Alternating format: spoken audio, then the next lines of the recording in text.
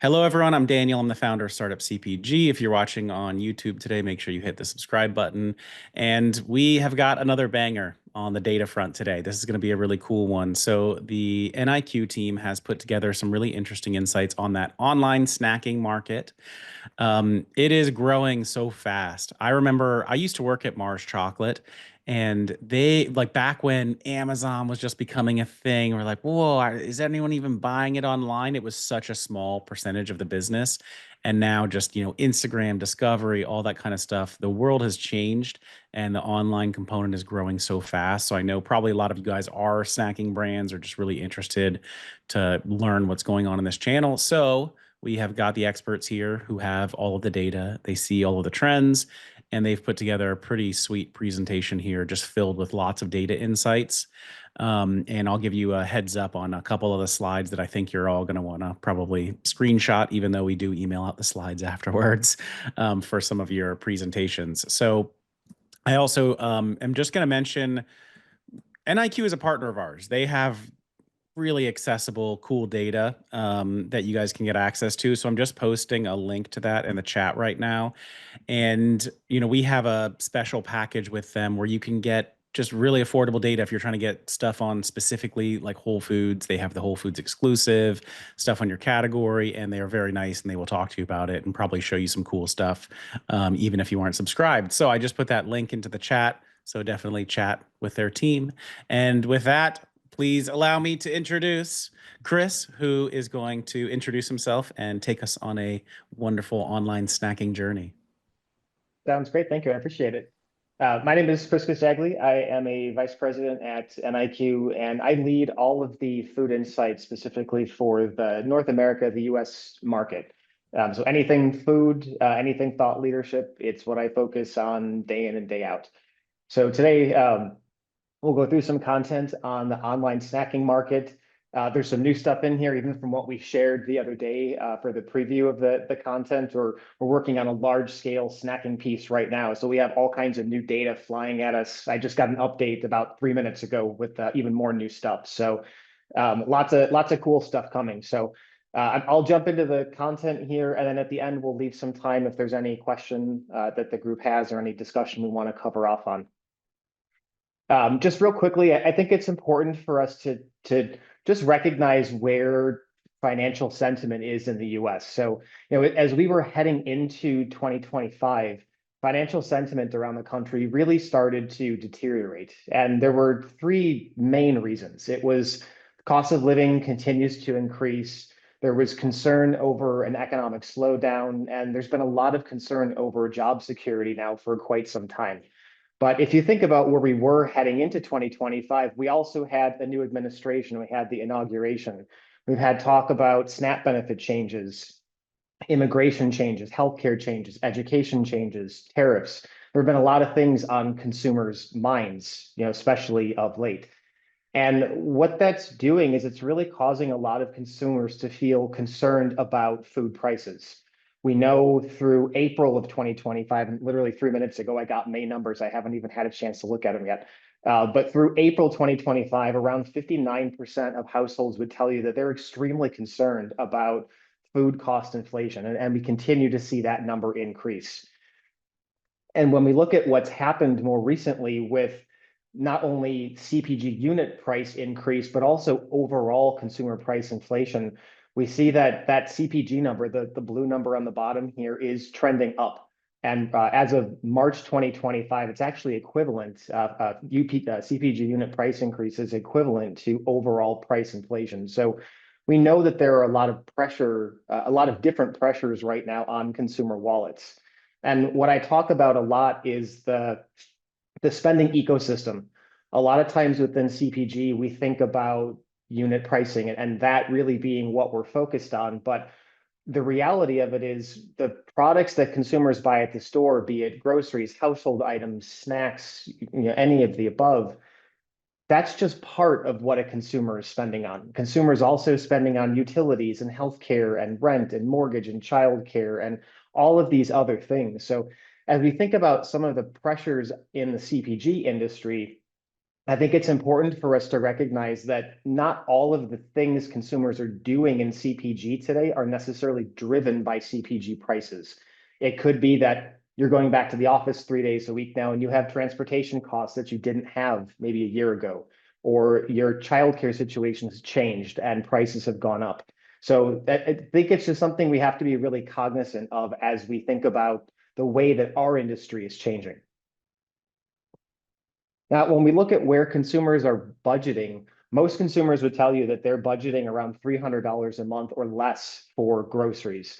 But we know when we look at basket sizes through the NIQ panel, we know that the average basket size is quite a bit larger than that. So there certainly is a disconnect between what consumers are anticipating on spending, what they're budgeting for, and what they're actually spending when they go into the store. And that really ties to what we've been seeing with prices. We know that consumers are seeing higher prices at the store, around 49% saying prices now are much higher than they were a year ago. And what that's doing is it's causing consumers to take some different cost saving strategies.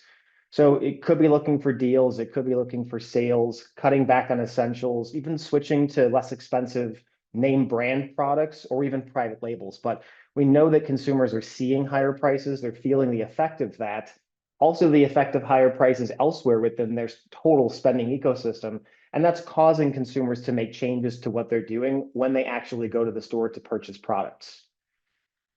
We know that this is also having an impact on meal preparation. Consumers are cooking more meals at home today. And what I think is really interesting is that consumers are becoming much more conscious about using leftovers, about using fresh products before they spoil, relying much more heavily on pantry staples.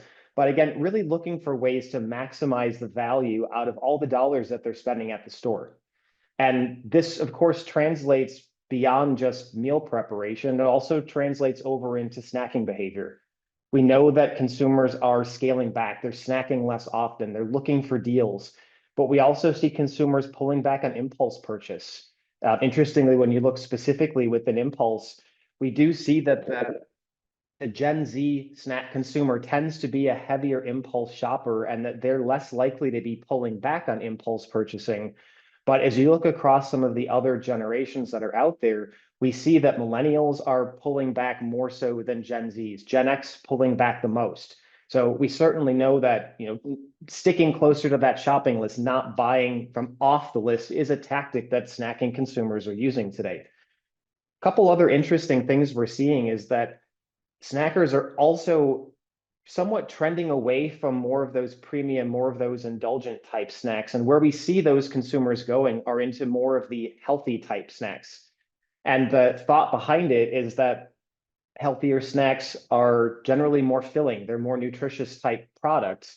They're giving that feeling of satiety. And in the mind of the consumer, they're justifying the price point. If you go out and you have an indulgent piece of chocolate or an indulgent candy or something along those lines, it's not necessarily giving you that feeling of satiety. It might do something emotionally for you because we certainly all turn to some sort of food once in a while when we just need a pick-me-up to feel better. But if you're having a snack because you're hungry, you're trying to make it to your next meal, having something that's healthier, that's more filling right now in the mind of a consumer has the perception of being more worth the spend. We're also seeing a larger share of consumers, about 19%, actually making snacks at home today. So what that means is that they're buying bulk products. So think of a bulk bag of almonds, for example, that maybe you purchase at a club store, and they're portioning those into individual snack sizes, maybe mixing other things in with it and creating their own snack products rather than buying individually wrapped or single serve type items at the store. We know that because of the way prices have changed, that snacks today are actually getting less of a consumer's overall monthly food budget. So consumers are allocating less of their dollars towards snack products today. And that's again largely due to the fact that there's other products that are getting more expensive. There's other things within that spending ecosystem that are consuming more of those dollars that maybe typically went to snacks. And we see that those essential expenses like rent, like utilities, like the essential foods are really where snacking consumers are placing more of those dollars today. But it's also important to recognize that while some consumers are maybe struggling financially, pulling back on their snacking and really diverting funds elsewhere, there are different groups that are more or less prone to making changes to their snacking behavior due to inflation. So when you look at boomers or upper income households, smaller size households, two-person households, these are consumers that are less likely to have made any changes to their snacking behavior due to inflation. When you look at younger consumers, Gen Zs, millennials, Hispanic consumers, those with children, those are the households that are more likely to have made some form of a change to the way that they're snacking, to what they're purchasing, to the amount of snacks that they're consuming because of inflation, because of high prices. And even within these different groups, if we look at a Gen Z household versus a millennial household, there's not a one change that fits all groups. Homemade snacks are ticking up among Gen Zs and millennials, value size, smaller size, ticking up between those two groups. But we really see those Gen Z households leaning into those healthy, more filling snacks. And we see millennials pulling back on those premium, really leaning into larger sizes and staying away from those more single serve type products. So you do start to see some nuances pop up when you get into some of these demographics and look much more closely at the types of things that they're doing to adjust their snacking behaviors today. One of the other big changes, of course, is the emergence of other channels. So when we look over the past year at food and beverage unit sales within brick and mortar stores, so this is in-store purchasing, not e-commerce, there were about 2.8 billion food and beverage units that disappeared from brick and mortar retail over the past year. That's a lot. So when we think about where did those sales go, there's really two components. We'll talk about the purple first. The purple, the 57% of those were just lost. Those were consumers pulling back, purchasing fewer items because they're really prioritizing where they're putting their dollars. So that was about 1.6 billion of those units. The other 43% was something else. And what that something else is it's channel shifting. It's consumers moving from brick and mortar to e-commerce. And that's a huge number, 43%, 1.2 billion units that shifted from brick and mortar retail over to e-commerce retailers. And when you translate that to a dollar perspective, you're talking about 4.7 billion food and beverage sales that went from brick and mortar retailers that are now selling in e-commerce retailers. And the majority of those went to mass merchandisers online. So that would be something like a Target.com or a Walmart.com. But about 64% of those units moved online. It's about $3 billion going over to the mass channel, followed by the grocery channel with about $1.1 billion, and then the warehouse channel with about a little under $500 million picking up from those brick and mortar retailers. Now, when we think about online sales, we know that online sales overall are surging. When you look at it from a units perspective, sales were up about 15.7, 16% over the past year. And we see that online continues to capture more and more share of total CPG purchasing. And that's really being driven by consistent growth, double-digit growth across most of the store, whether it's general merch, baby, household, and pet, food. We're seeing extremely strong growth online. But the takeaway for me here is that when you look at food at only 9% share growing at 17%, food's a little underdeveloped. We saw much bigger growth numbers in some of these other categories or some of these other departments. So there's a lot of opportunity for food manufacturers to really sell much more online. And that, of course, translates into snacks as well. There's a huge opportunity in the online retail space when it comes to snacks. And we know snack sales online it's another space that's also really seeing explosive growth. Over the past year, almost 18% unit growth for online snack purchasing. So again, it's a huge opportunity. We actually see snacks in store declining about 1.5%. So consumers are certainly moving online to purchase snacks.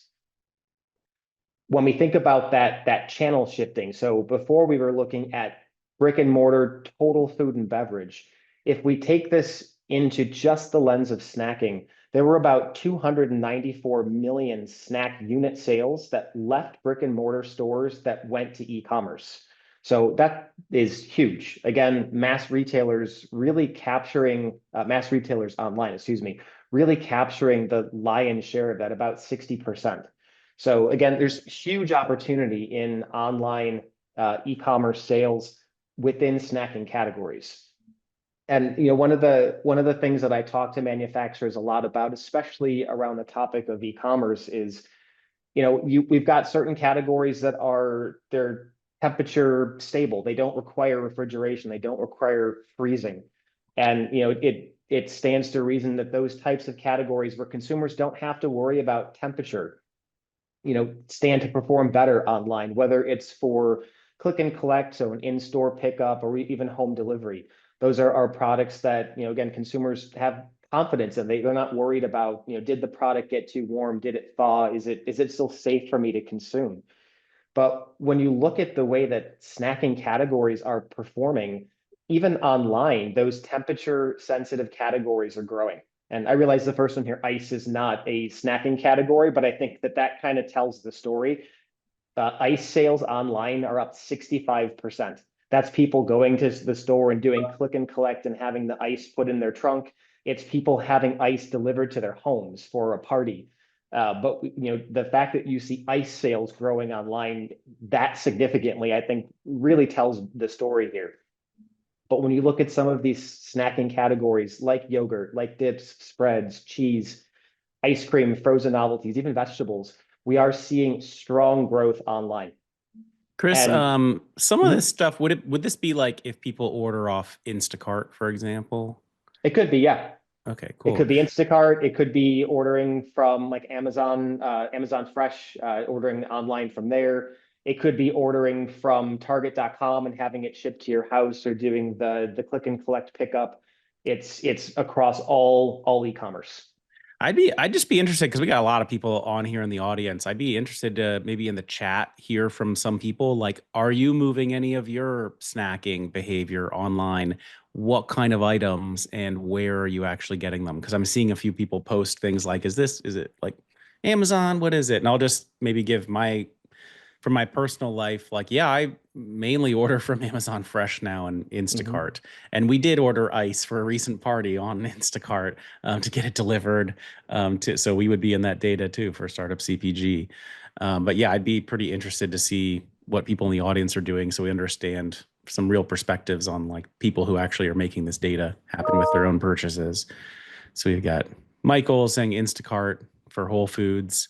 Mhm. Just, yeah, people just learning to use the convenience, I guess, of online. Um, and man, also like meal plans. Like I've tried out some of the meal delivery services that even deliver Mhm. the whole meal, not even just the all the different components of it. Um, cool. Fred says he tries the products, buying them in a store, then actually ends up repeat purchasing online, discovering snacks at the grocery store, then doing Mhm. bundle on Amazon. Pretty interesting. All right, back to you, Chris. Yeah, I think people are trying buying products online, and we see that basket sizes online are actually getting larger and larger and larger, not specifically within temperature sensitive, but we're seeing online baskets shifting towards more of a stock up, and we're actually seeing in-store baskets moving smaller and smaller. So what that says to me is that consumers have tried e-commerce and they had a good experience with it, and they maybe dabbled in buying 2 or 3 products the first time, and the second time it might have been 7 to 10 products. And as that consumer continues to have a positive experience, they're relying on it more and more because it does make things convenient. You don't have to spend the time walking through the store. You just do your click and collect while you're between meetings, or sitting in traffic, and you can place your entire order, and it allows you to use your time much more efficiently. Yeah, and even like with some like there's a protein bar that my sister really likes because her nutritionist recommended it to her, and she wouldn't know where to get it near her, and she's Mhm. just now switched that to completely buying that online, and that's going to be like a high velocity stuff, you Mhm. know. Cool. All right, back to you. Yeah, and so we know from some recent research, excuse me, that we've done, most consumers are buying temperature sensitive products online, and that especially is true for younger consumers. So they're doing this, Gen Z consumers doing this weekly, doing this bi-weekly. So it is becoming a much larger portion of the shopping occasion, going online, feeling confident in what you're purchasing. And confidence is high. 68% of consumers would tell you that they are satisfied with the quality of temperature sensitive products that they've purchased online. So that's really important. The fact that consumers are going there, they feel confident buying these products. Snacks that are online, snacks that are temperature sensitive are certainly part of that decision, that consideration set that consumers are using when they're shopping. They're open to buying those types of products online. We know that meeting that snacking consumer online is valuable, not only for you as a manufacturer, but also for retailers. So today, the shopper overall in a course of a year is spending less money online for snacks than they are in store. That's not surprising. Not everybody is shopping online yet. Not everybody is satisfying all of their purchasing through e-commerce. So not surprised to see that value per buyer, that overall annual spending on snacks online is lower.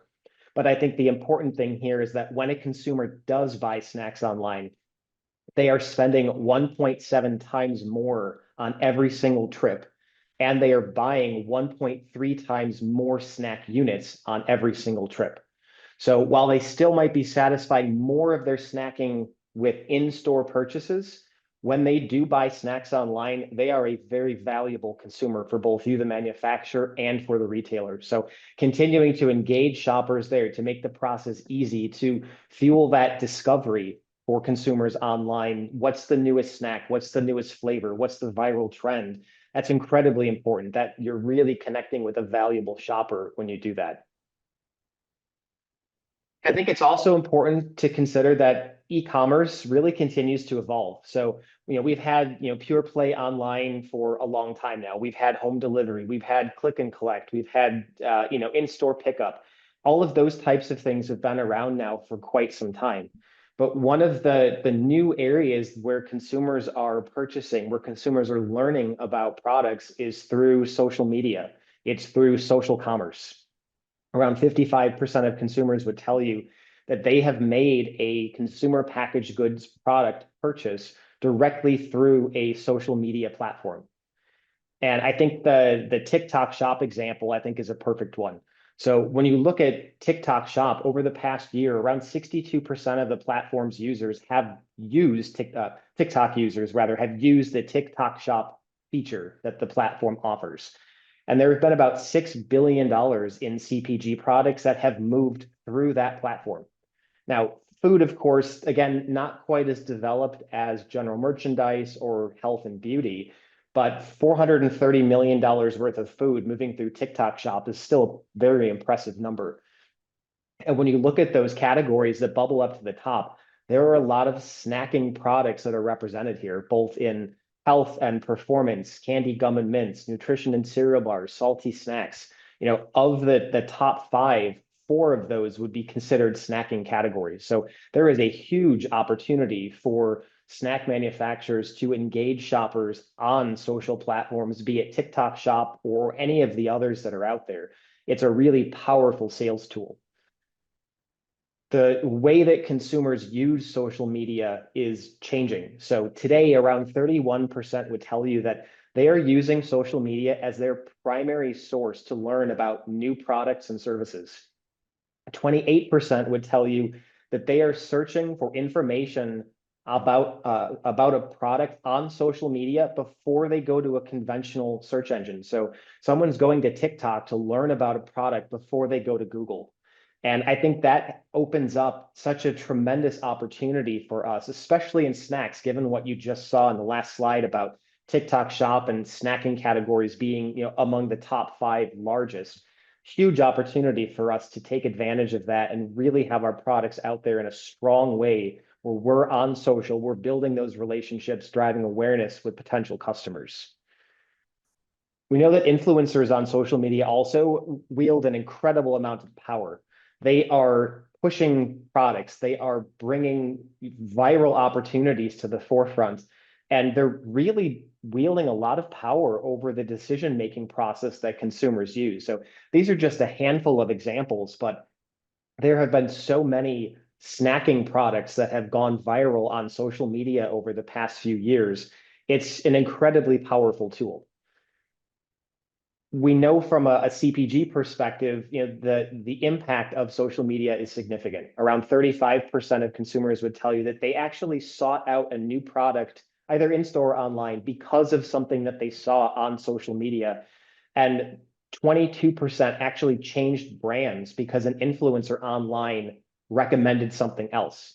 So we know that in the CPG world, the effect of social media is significant on consumers. It's also really effective on children. 34% of children under the age of 16 are actually discovering new snacks on social media. So we talk to parents who have Gen Alpha children in the household, and 34% said, my kids learn about snacks on social media. They ask me to buy these products when I go to the store or when I'm doing my online order.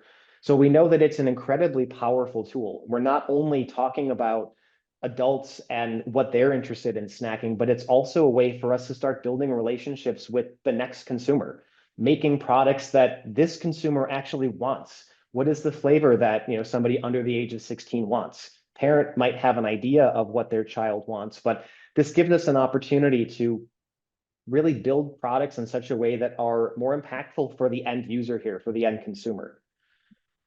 I think, though, an important thing that we also need to be thinking about is that when we get on social media, we really need to design a strategy that's push-pull. We want to use social media to drive awareness of our brands. We want to use social media to sell our brands and get consumers interested. We want to push that out there into the marketplace. But we also have a tremendous opportunity to pull, to bring ideas in, to innovate, and to get inspiration for what our next product launch could potentially be. And I think a really good example of this is in freeze-dried candy. So if you're on social media over the last 1 to 2 years, you've most likely seen freeze-dried candy pop up. That was not something that a manufacturer, in this case, Mars with their Skittles Pop product, that was not a product that was on their innovation pipeline. That was not something that they were planning on doing.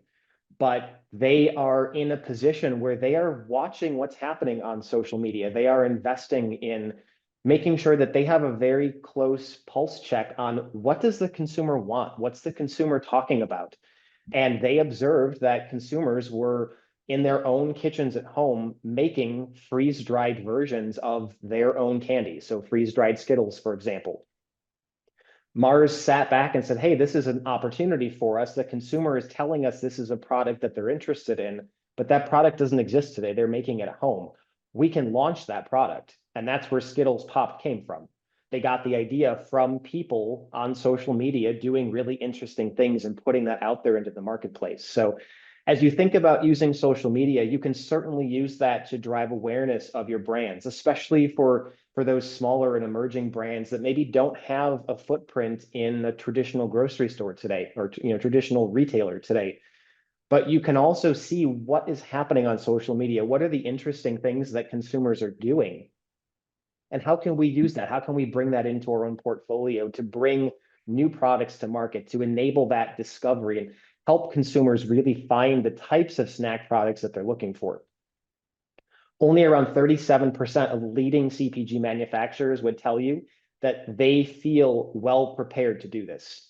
Most don't feel like they're in a position today with the level of investment and level of engagement they have around social trends to actually respond when a viral opportunity pops up. So it's an incredibly important thing, and I think it's especially important for small and emerging brands. Social commerce gives a voice to those brands that don't necessarily have a footprint in a traditional store yet. You may be selling online, but if you're not selling in a Walmart or a Target or Kroger, this gives you a platform. It gives you an opportunity to help consumers find your products. when it comes to TikTok Shop specifically, 82% of the platform's users said that this platform introduced them to brands in categories that they've shopped for years, but introduced them to brands that they had never heard of before. So it's an incredibly powerful tool for small and emerging brands to leverage to really drive awareness of what you have out there in the marketplace. It's also really a great way to help consumers explore, to help consumers discover. As you think about when you go to the grocery store and you walk through the aisles and you're filling your basket up, you've got somewhere on the magnitude of 50,000 UPCs that are there in the store. It's a lot for you to look through, but it enables you to explore. It enables you to discover something new. Social channels, social media, social shopping, e-commerce in general gives consumers the opportunity to explore. It gives consumers the opportunity to find something new. It could be around flavors. There's always a lot of interest in international flavors, things that are new and unique that are from elsewhere in the world. But there's also been a lot of interest in better for you products, health products, especially in today's market where more and more consumers are taking weight loss medications. They're looking for healthy snacks that adhere to what they're trying to do in as far as losing weight. But it even extends beyond that. It extends into the experience. So there are snack brands out there today that are allowing you to create curated boxes of snacks. It's a snack pack that has multiple flavors or types of snacks. Or the specific one here on the screen all the way on the right is a snack that has levels of sourness. So you start off with something that's sour, and the last product that's in this pack is extremely sour. And each time you have the next item in the pack, you level up in terms of the level of sourness. So it's giving consumers an experience. It's not a one pack fits all. It's all the same sourness. It's all the same experience. It's allowing you to go into a product with this. And by the time you get to the end of the product, you've had a complete range of experiences with it. And that's something that really draws consumers in. It's important for us to understand what that variety seeking behavior is online. It could be flavors. It could be that sort of an experience. It could just be that you have more and more options at your fingertips. So when you look at the number of units that consumers buy in certain snack categories online, their online units per occasion is growing. They're buying more. So be it dried fruit snacks or cereal, granola combo, pack type products, we're seeing consumers buying more of those products online because they have a wider assortment at their fingertips. They can find new sizes, they can find new flavors, products that have maybe potentially added benefits or different experience packs like the sour example that I mentioned. We're also seeing that there's a difference between online and in-store purchase size for a lot of categories as well. Consumers are buying quite a bit more cereal, granola combo packs online than they are in store. And again, a lot of it comes down to the fact that there are opportunities to find more variety, to find products that maybe you can't get at the local stores by you, but you can have access to them in an online space. It also really extends into limited time items. Consumers are always interested in limited time. We know in the restaurant world, there are limited time offers all the time. There's pumpkin spice season and all the other seasons throughout the year that really spark consumer interest. And when we think about snacking, it's very much the same here as well. Consumers are interested in limited time. They're interested in seasonal snacking flavors. And that's especially true in households that have children, households that have teenagers. But even outside of that, Gen Z, a lot of Gen Z households don't have kids yet today. Those types of seasonal items, those types of limited time offers resonate with those households as well. They like the experience of something different. It's not always the same. So as you think about your strategy, you think about engaging consumers online and really building that experience for them, think about the limited time experience opportunity that there is as well. Consumers are certainly interested in being able to have a wide assortment of flavors and textures and styles, and leveraging these limited time offers, leveraging these seasonal items is a great way to build those relationships with consumers, but also really stick on what is the viral opportunity of the moment? What is the flavor of the season? And how can we leverage that to keep the relationship with the consumer going? When it comes to purchasing snacks online, we know that it tends to be a more affluent consumer who is doing this, but we start to see some differences when we look across income tiers and the way that consumers receive the snacks that they've purchased online. So if you talk to households that tend to be lower income, so those making less than $25,000 a year, when they buy snacks online, they're heavily relying on ship and delivery. But when you talk to consumers that are higher income, making 100,000 plus per year, they're doing a lot more with pickup. And I think part of that comes down to temperature state. Part of it might just come down to availability. If you're in a higher income tier, you might be working a 9 to 5 job and you stop at the grocery store on the way home and you have your products loaded into your trunk. If you're in a lower income, you likely don't have a 9 to 5 job. You might have more sporadic hours. Delivery ship might make a lot more sense for you. You don't know when you'll be able to go into the store necessarily, and it just makes it more convenient for you. But I think the convenience of online shopping overall is what really resonates for consumers. We know younger consumers, millennials, especially those that have children, are leaning into e-commerce because it does make life simple.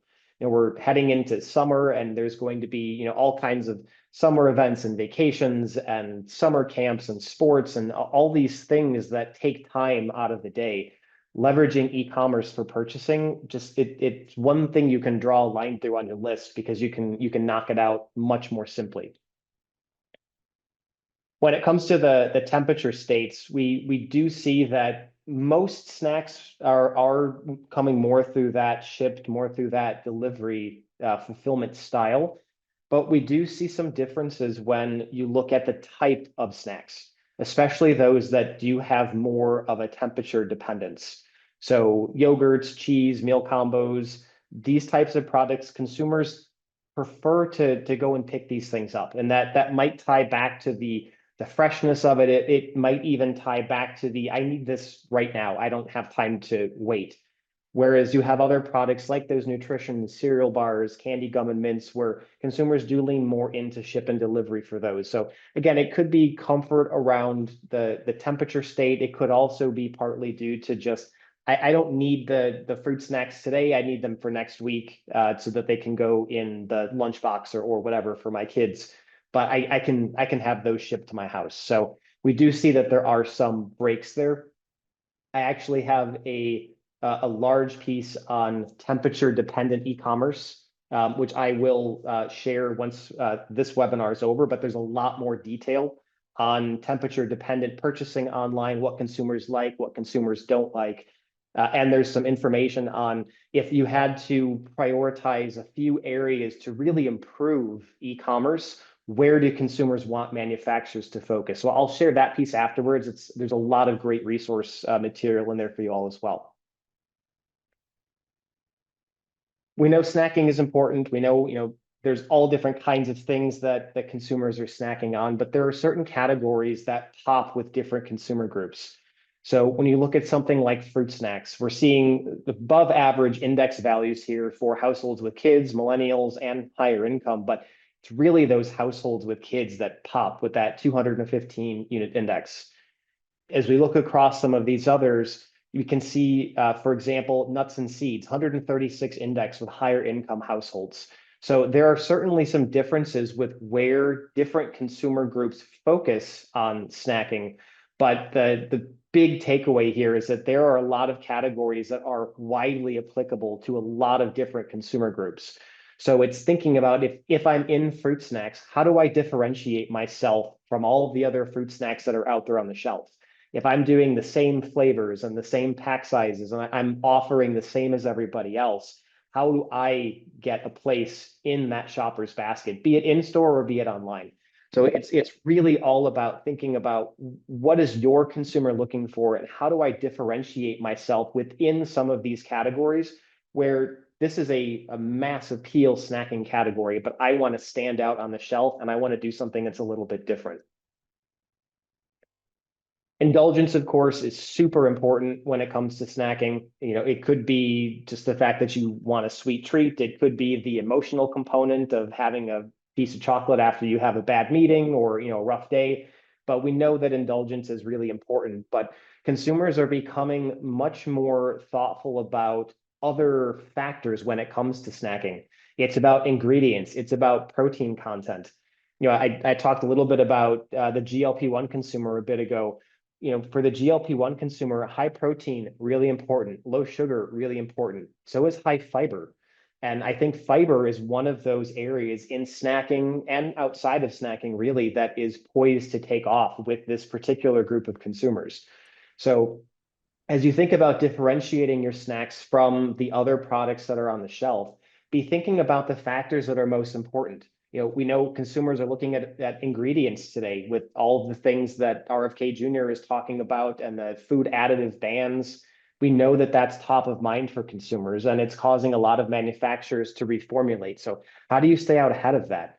We know fiber for GLP-1 consumers is an opportunity. How do you stay out ahead of that and educate the GLP-1 consumer that my snack has this component, this fiber, this protein, this low sugar that you need to support the weight loss journey that you're on. I'm relevant to what you're trying to accomplish. Chris, how much has this chart on the right, the most important factors in snack choice, how much does that change year over year? I see high protein content up there. We know proteinification of everything right now Mhm. has actually, do you think that's been largely consistent though, even in other years, or have you seen a big spike in that? The same, you're talking about GLP-1 also and fiber content. Like, do you see big changes in how people are choosing their snacks? It would make sense to me that yes, with protein, right, especially right now, you might. Yeah, and protein really has been high for a long time now. There aren't really huge. I mean, when you look here, natural ingredients, high protein, these are very broad type things. I think where you start to see things bubble up is more towards the bottom because protein, natural ingredients, sugar, those are topics that consumers have been focused on for quite some time. But I think the ultra processed is ticking up. I think the high fiber is ticking up. I think those are really the big areas. When we think about the artificial additives, preservatives, I think the media right now is helping fuel that as well. Um, I right before this meeting, I got data on the next piece. It's all around food additive bans and consumer perceptions around that. But the first that RFK Jr. talked about banning was red dye number 3. That was a couple months ago now.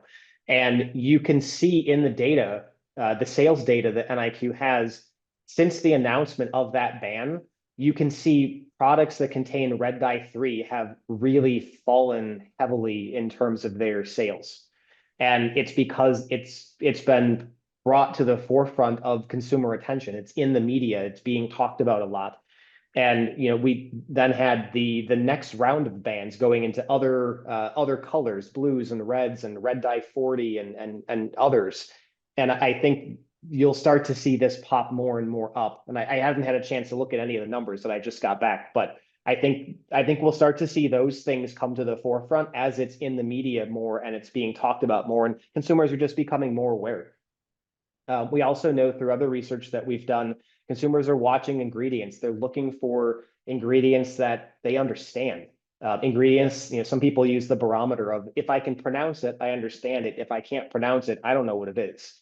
And I'm only going to buy products that have ingredients that I can pronounce. So we know people are watching ingredients more. So I think it's those types of things where we're seeing spikes, but protein has been a focal point in the industry now for more than a decade. Um, so as we think about some of these things, we think about differentiating ourselves in snacks, leaning into some of these emerging areas like fiber or even around the food additives. It's important, especially if we're trying to engage consumers online, that we're showing up online where our buyers are. So we looked across 3 different platforms, so X, Pinterest, and Facebook. And there are different snack types that pop across these 3 platforms. So somebody who's going on Pinterest is more likely to be a salty snack buyer. Somebody who's going on Facebook, though, is more likely to be a sweet snacks buyer. So as you're online, as you're building your brand's persona out, if you're a sweet snack manufacturer, Facebook is a really good place to focus. There is a consumer there who is more likely to buy the type of product that you're producing. Now, that's of course, that's not to say that people on Pinterest don't also buy sweet snacks, but there's a disproportionate opportunity with sweet snacks on Facebook and a disproportionate opportunity with salty snacks on Pinterest. So as you think about optimizing your brand, reaching consumers, be thinking about where your type of consumer is most likely to be online. That's where you want to put messaging. That's where you want to engage those consumers and get them interested. We also want to be using technology. Technology continues to evolve. We know that there are retailer apps and online shopping lists and online coupon codes, and there's all types of technology that consumers are using today when they're shopping. And not only is it changing what they're purchasing, it's also changing where they're shopping. It's changing that entire path to purchase. So as you think about building your omni shopper strategy, technology should certainly be a component to that. It could be optimizing what you're doing on the retailer's app or on the retailer's website. It could be offering digital coupons. But I think interestingly, it could even be leaning into artificial intelligence today. I've been really interested in that topic, especially as it relates to our industry. So I went on to ChatGPT and I wanted to understand what sort of influence could this tool exert over me and my snack decision making. So I asked ChatGPT, what are the top snacking brands with the highest consumer ratings? And that was my prompt. And this is a screenshot from my phone. And it came back and it told me Reese's, Lay's, and Goldfish are the top three snacking brands. It didn't really give me any details as to why, other than they're top ranked. They're the Reese's are favorite among chocolate lovers, but it didn't give me a lot of other information. But if I'm a consumer looking for snacks, I now have a perception of my mind that Reese's, Lay's, and Goldfish are number one, number two, and number three. So that's already got me thinking about what I'm going to purchase when I go either to the store or I go online. I then followed up, where is the best place to buy these snacking brands? And ChatGPT came back and it told me for each of those brands, in-store retailers as well as online retailers, where I would likely be able to find these products or products from these three brands. But it then followed up. I'm sorry, this is really tiny for me to read. Hopefully it's not too small for everybody on the phone. It followed up all the way at the end of the ChatGPT prompt, and it says, really a hybrid approach is your best bet here. You're going to find some products from these manufacturers in store. You might find other products from these manufacturers online. So even this tool, not only is it exerting influence on the brands I'm thinking about, it's also exerting influence over where I'm potentially shopping. And it's saying that you might be better off just buying some of these things online than buying them in store.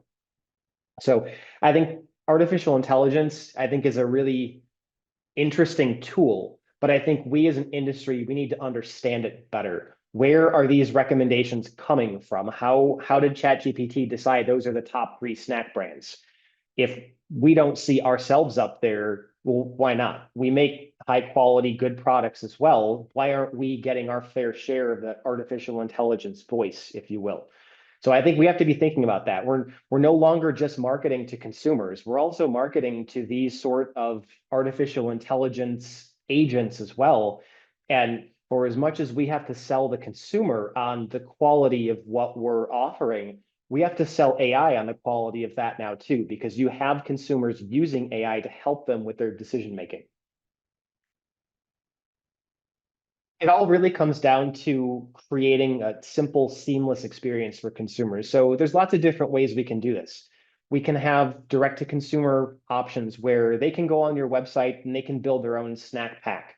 You can have subscription services where you have a snack box that comes in the mail maybe once a month, and it has a variety of unique things in it, things that enable the consumer to discover and have different experiences. But it's also making sure that when a consumer does go on to more of a traditional online retailer's website or use as an app, that they're able to quickly and easily find the products they're looking for. So it's having those filters, it's having the right attribution about your product, making sure it's really clear, this is what my product is versus maybe this is what my product is not. I mentioned real quickly the red dye 3 a moment ago, but when you look across categories, a lot of snacking categories are at the top of the list here as being impacted. So there's around 5,800 items selling in the store today that contain red dye 3 as an ingredient, around 4.2 billion in sales. That's declining at about 5%. Candy, gum, and mints is the #1 category in the store that's at risk from red dye 3, about 1,600 UPCs. So as you think about making that online shopping experience easy for consumers, think about, we saw that consumers are prioritizing snacks that don't have artificial ingredients, artificial colors, preservatives, what have you. So as you think about when your products are marketed online, when consumers are shopping your products online, are there filtering options? So if you truly want a product, a snack product that has no artificial dyes, no artificial flavors, no artificial anything, having a simple checkbox that a consumer can use that says, I only want to see things that are natural, makes it really easy for consumers to find exactly the type of snack products that they're looking for. So always be thinking about, how do we make this simple for shoppers? How do we make it transparent and really enable shoppers to find specifically the snacks that they want? Because that's the best way to build a relationship with those consumers, help them find what they want easily, and then deliver a remarkable experience for them. There's a few best practices that I think all brands, snacking or not, should follow when setting their brands up for success online. I talk a lot about, consumers do shop on their computers, but consumers a lot of times are shopping on their phone. This is not a real big screen. So as you think about engaging consumers online, they can't pick up the product. They can't flip it around in their hands and understand the product like you can in the store. You're relying on the information that's there on your screen. So when you're trying to sell to a consumer with a screen that's that big, we have to make sure that the product title is right. It has to be prioritized important keywords that help the consumer understand what this product is. And it needs to be optimized for phone screen. That extends to the product description as well. Imagine looking at a huge block of text, a paragraph about a product on a tiny phone screen. It's not an optimal way to shop. So think about bullet points. Think about priority keywords that are really helping the consumer understand, what is the product? Does this product meet what I'm looking for? And is this the right product for me? And the last and the most important is the imagery. I see so many retailer websites, so many manufacturer websites where there's maybe 1 or 2 photos of a product.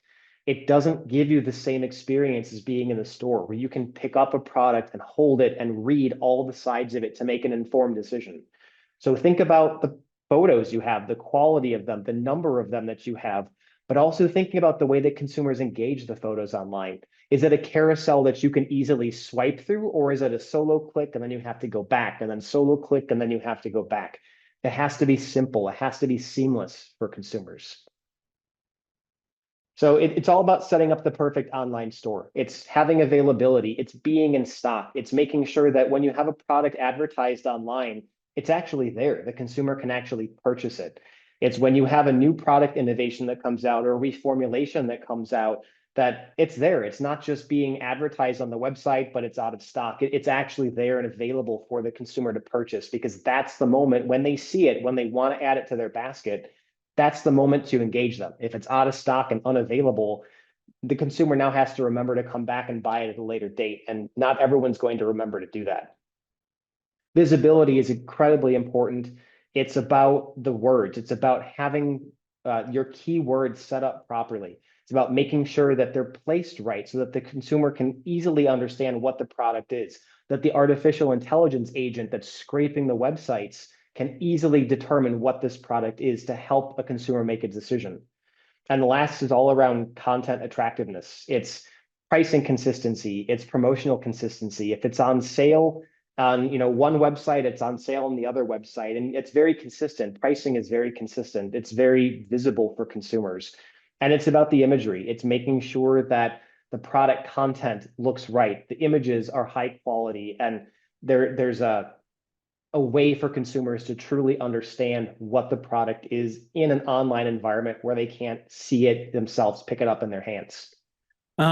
Chris, I know we're just getting towards the end of the time Mhm. here. I just want to make sure because I know a lot of people have been asking about the Bizer data. I just want to see if maybe someone from the Bizer team, I know we have a few people on, could actually just maybe show people what it is a little bit.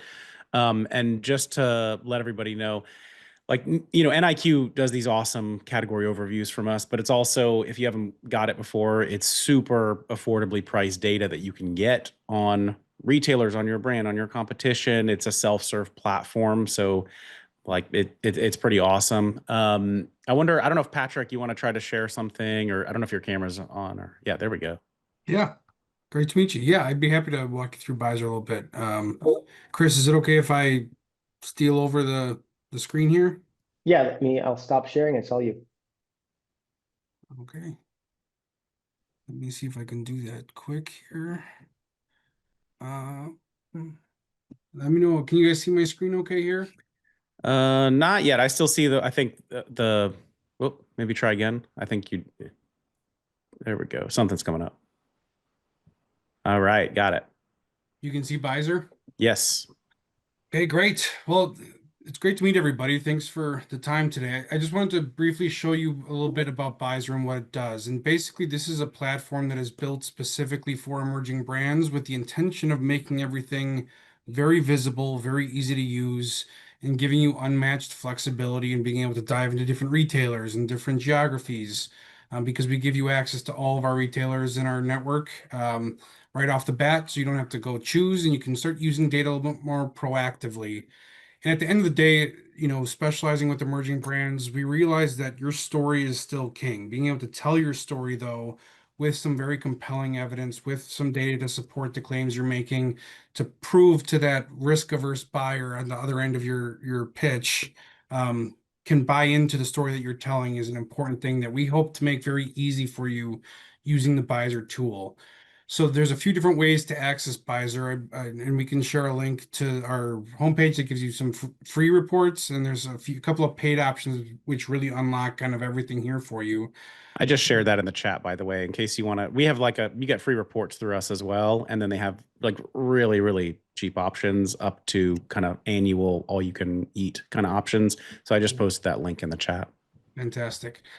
And there's a few primary pieces or parts of Bizer that kind of help you unlock this. One piece that you're looking at right now is these reports section where we can dive into very specific templates that are built to answer a question in a very visual, easy to use way. And you can see we bucket it by a few different groupings of things you might be looking for, whether it be just basic performance measurement, how's my brand performing versus other brands, you know, being able to diagnose what's going on with your business to see where growth or weakness in sales are coming from relative to promotion versus new SKUs versus new distribution versus promotion.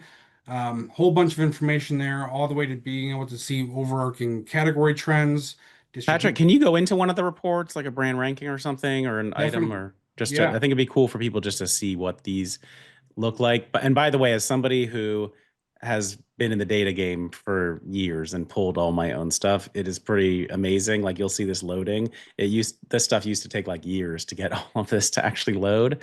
Yeah. So typically with Bizer, you'd get a contract with them for your specific category, and then you can kind of self-serve stuff like this. Right. So this is an example of just a typical brand ranking. It's what most people think of when you start to think of data.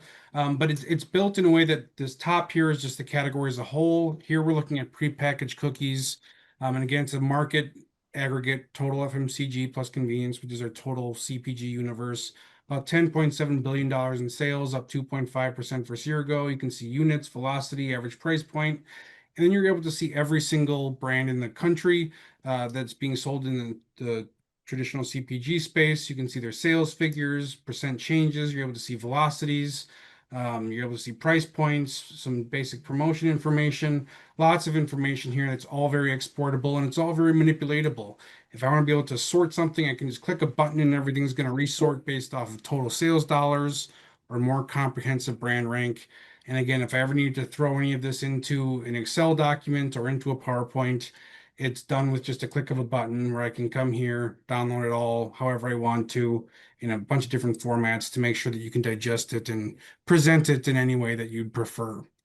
So there's There's a nice webinar on our YouTube called Pitch Perfect Slides that you guys can also check out for like just lots of good templates for when you're presenting this to buyers, how or investors, how you would be able to actually show a lot of that data. Right. And I think one of the other really differentiating pieces of this whole thing is that we do have shopper behavior here. So I know a lot of Chris's presentation today was really focused in on the consumer. This gives you the power and access to do the exact same thing. Take a look at who the demographics of who's purchasing your product, who's shopping at certain stores or shopping certain categories. You can isolate in on specific shoppers and see how they're, what they're buying.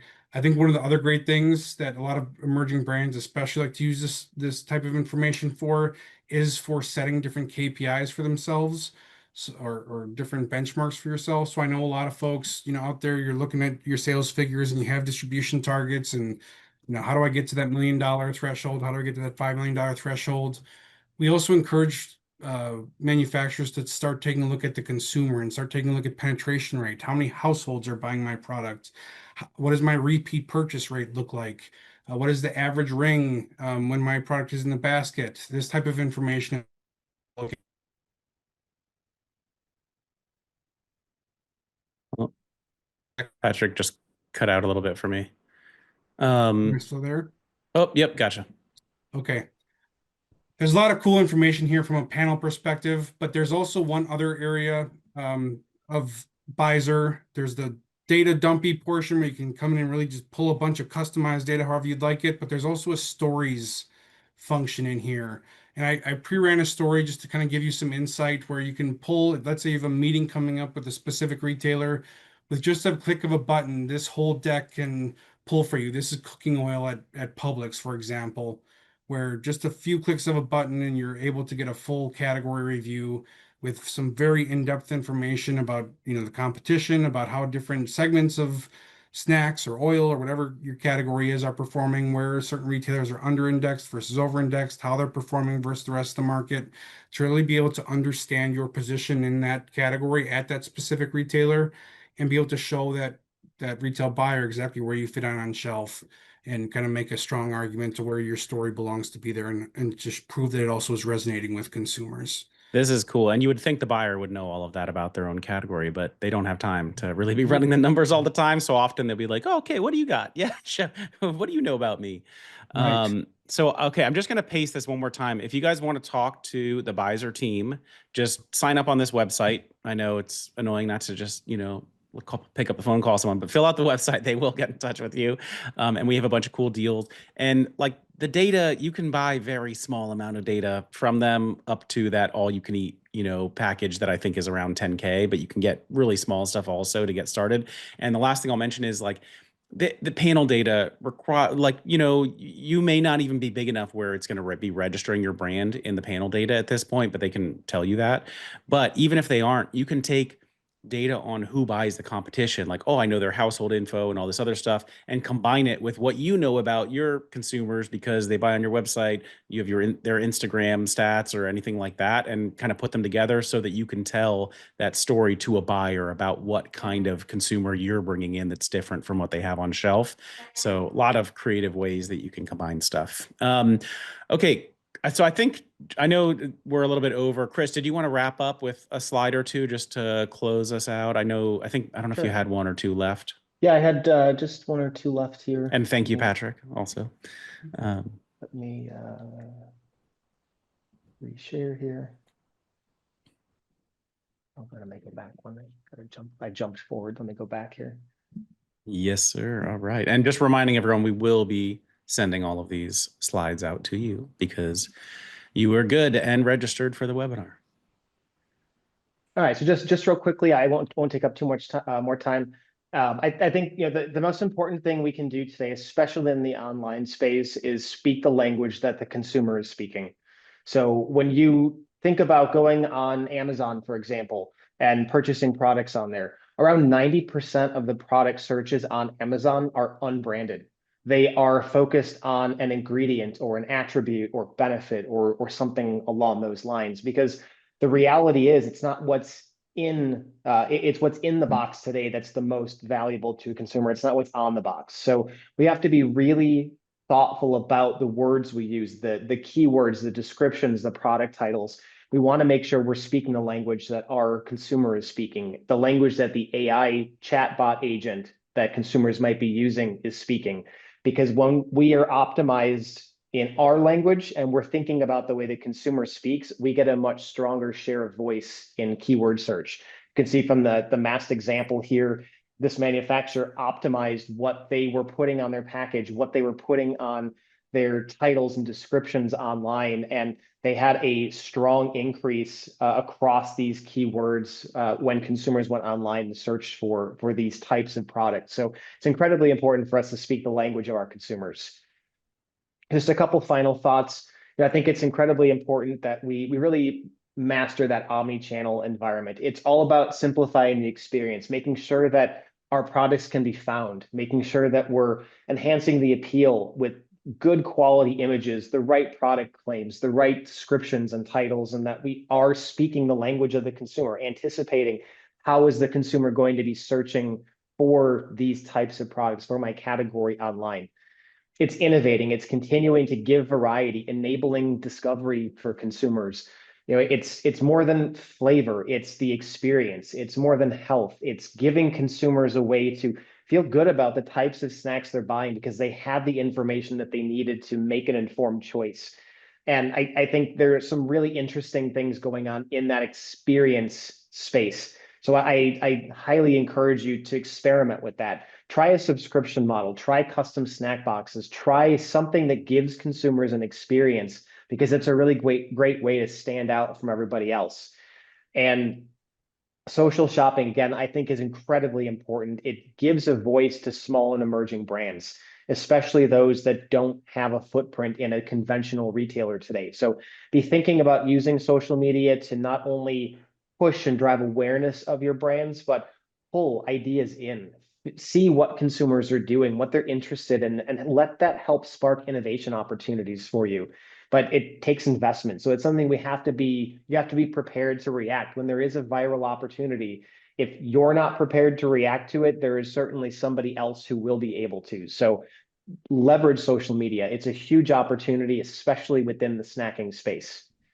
Real quick plug, we have a lot of snacking work that's in development right now. NIQ will be at Sweets and Snacks next week. We'll be presenting part 1 to our Snackonomics 3.0 piece, assuming that I finish it today. So there will be a huge presentation for that. That will all be available after Sweets and Snacks. And there will be a part 2 webinar, tentatively right now, sometime in June or July. That goes into a number of other topics all around snacking. So keep an eye on our LinkedIn page. We'll have all sorts of information there about places to sign up and get access to the material. But there's definitely a lot going on in the world of snacking right now at NIQ. So thank you. I know we went a little bit over today. Thank you for the opportunity to come and speak. All my contact information is in the deck. So if you have any questions on any of the content, please don't hesitate to reach out. Thank you. Perfect. Chris, thank you so much. Speaking of Sweets and Snacks, I just posted a link to our Startup CPG first ever happy hour or snacky hour at Sweets and Snacks. So it's free. Anybody can just sign up. I just posted the link. Please share it with your friends and join for it. It should be a great time. Chris, I hope we'll see you there and anyone from your team as well. It's going to be a great one. Great. So reminder, we're going to send these slides out to everybody. So you'll have a chance to dig through them and refer to them later. And if you want to see the recording as soon as it comes out, you can just subscribe to our YouTube. And I'll drop the link for that one more time, but it'll also get emailed out with those slides. So thank you to our friends from NIQ. And if you want a deeper demo of Beiser, we're going to be doing that, I think, in about a month. We'll just kind of go through a lot more of a case study, like using some brands as an example so you can see what's in there and how we would actually use it in retailer decks and all of that good stuff. So, Chris, thank you again, Patrick also, and we will see you guys on the next one. Thank you all. Take care. Bye, everybody.